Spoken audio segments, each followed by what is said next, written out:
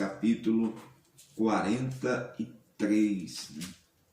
Isaías 43, versículo de número 13.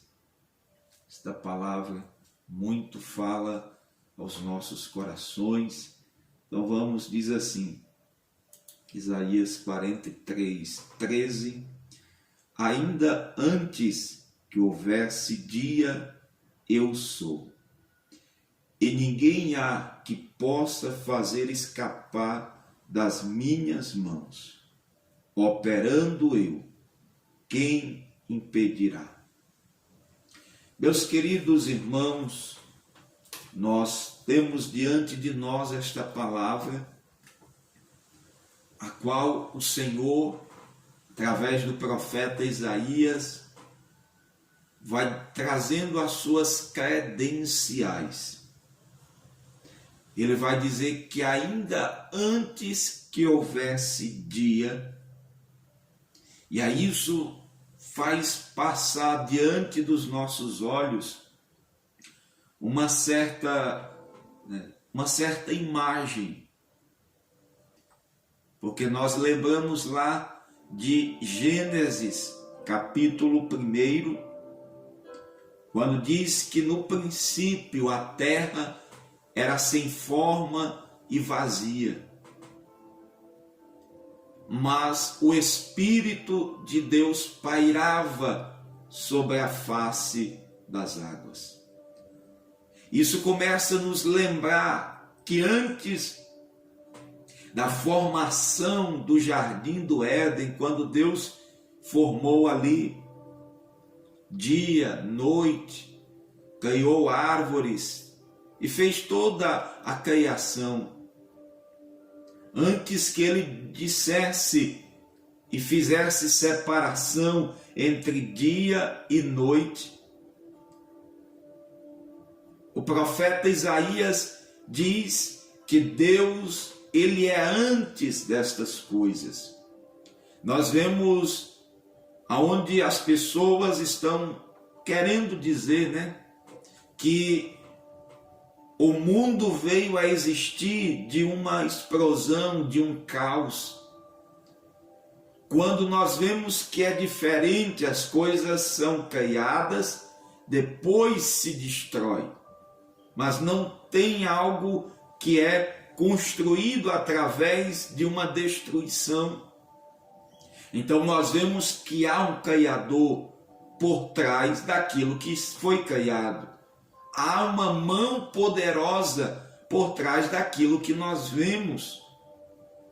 O escritor aos Hebreus diz que aquilo que nós vemos não foi feito do que é aparente, né? Alguém fica procurando similaridade nas coisas e dizer que o homem veio disso, daquilo, que assim aconteceu, quando na verdade nós sabemos que existe um Criador.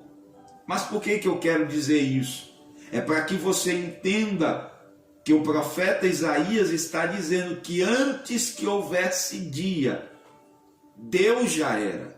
Na eternidade, antes que nós existíssemos, antes que o mundo fosse mundo, antes que houvesse dia, antes que houvesse calendário, Deus já era.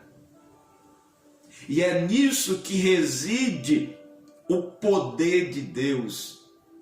Porque todos os outros que já se apresentaram, todos os deuses que um dia se apresentaram, todos os homens que um dia se fizeram grande em alguma coisa, todos eles vieram a existir. Mas o nosso Deus, ele existe antes de tudo. Ninguém o criou. Ele não tem mãe que o gerou. Ele não tem pai que o gerou. Não, ele é antes de todas as coisas. E aqui entra a fé, para você acreditar, para você entender que Deus é antes de tudo, Ele é Deus, Ele é Senhor, Ele é soberano, Ele é Criador. E agora nós vamos para a continuação do versículo que diz: e ninguém há que possa fazer escapar das minhas mãos. Então, queridos, se Deus, Ele é antes de todas as coisas, Ele fez todas as coisas, então Ele tem o poder, Ele sabe onde colocar um ponto final, Ele sabe o que fazer para que algo não vá adiante, porque Ele é o Criador. Se você cria algo, você sabe como fazê-lo parar. Então, não há ninguém que possa se levantar e ficar de pé diante de Deus. E aqui onde entra uma coisa tão interessante, o Salmo 27. Ele diz assim: uns encurvam-se e caem, mas nós nos levantamos e ficamos de pé. Quem se levanta contra Deus? Paulo se levantou contra o Senhor, perseguindo o povo de Deus, e Deus não diz que ele estava perseguindo o povo, mas perseguindo a ele, ao Senhor Jesus. E nós vemos que Paulo caiu. E todos aqueles que ousaram se levantar contra Deus caíram, tombaram. O gigante Golias, afrontando o exército do Deus vivo, afrontando o Deus vivo. Senaqueribe também enviando cartas para afrontar, para dizer: quem é o vosso Deus, se todos os outros caíram? Quem é o vosso Deus que há de livrá-los das minhas mãos? E sabe, meus queridos irmãos, todos eles tombaram, todos eles caíram, porque quem é que pode fazer escapar das mãos do Senhor? Ninguém. Então isso é para que você entenda que o nosso Deus é o Deus que age nas impossibilidades, porque ninguém pode escapar das suas mãos.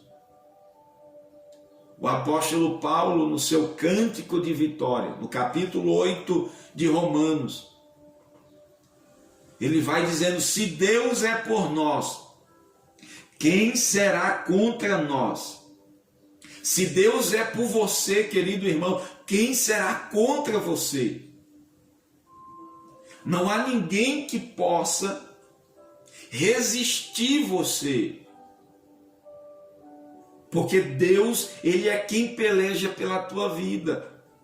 Mas talvez esteja passando aí um filme na tua mente agora. Mas como pode, se Deus é por mim? Mas às vezes a enfermidade está na minha porta. Às vezes a ansiedade está na minha porta.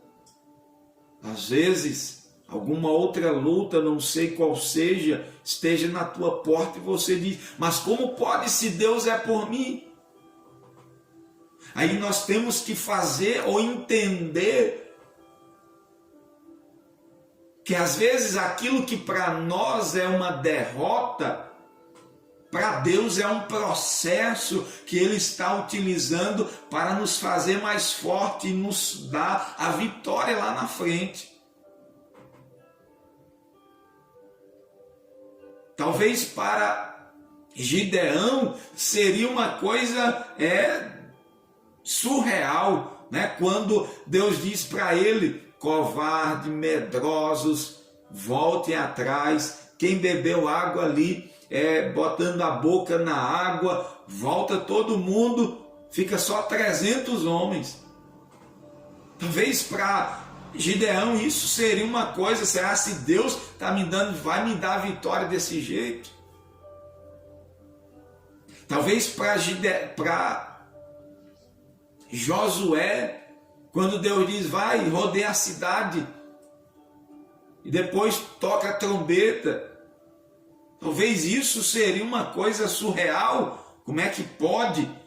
Mas se Deus é Deus, Ele usa as situações, Ele usa momentos. Então, como disse Paulo, tudo coopera para o nosso bem. Então não há situação, não há problema, não há luta. Já tem até uma frase que diz: não diga que você tem um grande problema, mas diga para o problema que você tem um grande Deus. Porque muitas pessoas estão focando apenas no problema, mas foque naquele que resolve, que faz, que opera. Louvado seja Deus. Coloca nessa manhã a tua fé naquele que é antes de todas as coisas e que pode resolver. E ele diz aqui na conclusão: operando eu, quem impedirá? Querido, se Deus decide operar, não há quem possa impedir. Se Deus diz eu vou operar, se Deus diz eu vou curar, se Deus diz eu vou salvar, não há quem possa impedir. Agora precisamos crer, agora precisamos permanecer confiantes, agora precisamos perseverar. Às vezes a gente diz que confia, mas desconfiando. Às vezes a gente diz que espera, mas já tomando atitudes. É necessário nós esperarmos, porque o mesmo profeta Isaías disse que Deus, não existe outro além do nosso Deus, que trabalha por aquele que nele espera. Deus trabalha, mas por aqueles que esperam nele. Deus quer trabalhar por você, Deus quer operar na tua vida e através da tua vida, mas quando você esperar nele, quando você permanecer crendo, quando você permanecer esperando, sabendo que Ele é o Deus que age, que faz impossível. Mas também isso não quer dizer que todas as situações da tua vida, porque aí entra a vontade de Deus, o querer de Deus, mas de uma certa forma nós vamos crer que também nós não sabemos aonde é a vontade e não é, então nós vamos crer em todo o tempo que Deus pode operar o impossível. Na enfermidade, naquela porta que está fechada, na salvação de um ente querido, na mudança de algo. Deus é o Deus do impossível. Já pensou? Conquistar uma cidade, um exército, uma batalha, 300 homens. Já pensou conquistar uma cidade apenas gritando? Já você entrar dentro do fogo e não se queimar? Já pensou você entrar dentro da cova com leões famintos e eles não te devorarem? Já pensou você estar na sepultura depois de 4 dias e você voltar a viver? Esse é o nosso Deus. Esse é o teu Deus que faz, que opera. Então Ele é antes de todas as coisas e não há quem possa resisti-lo. Não há quem possa, porque para Ele nada é impossível. E ainda mais, uma mãe, uma mulher virgem, ser mãe de um filho sem ter relação com homem algum. Para o homem é impossível, mas para Deus nada é impossível. Então esse é o teu Deus, que nesta manhã você possa crer nisto. Deus é o Deus do impossível e quando Ele decide operar, não há quem possa impedir. Glória a Deus.